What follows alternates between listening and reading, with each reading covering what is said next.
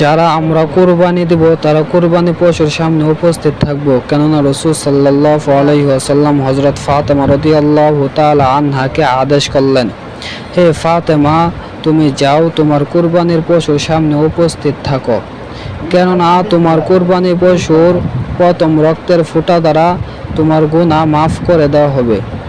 যে আমরাও যারা কুরবানি দিব তারা কুরবানি পশু জবাই করার সময় কুরবানি পশুর সামনে উপস্থিত থাকব।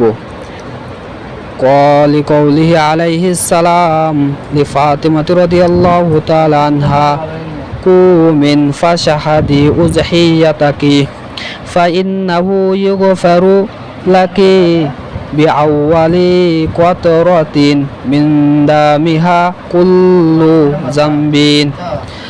যে ফাতেমাকে রাসূল আদেশ করলেন, তুমি যাও, তোমার কুরবানির পশু সামনে উপস্থিত থাকো, কেননা তোমার কুরবানির প্রথম রক্তের ফোঁটা দ্বারা তোমার গুনাহসমূহ মাফ করে দিবেন। এই কারণে আমরা যারা কুরবানি দিব তারা কুরবানি পশুর সামনে উপস্থিত থাকব। যেহেতু রাসূল সাল্লাল্লাহু আলাইহি ওয়াসাল্লাম হযরত ফাতেমা রাদিয়াল্লাহু তাআলা আনহাকে আদেশ করলেন, এই কারণে আমরাও কুরবানি পশুর সামনে উপস্থিত থাকব।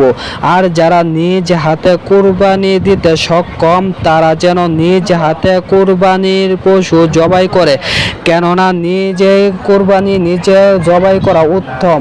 আর যারা নিজে জবাই করতে সক্ষম না তারা যেন অন্যদেরকে দিয়ে কুরবানির পশু জবাই করায়।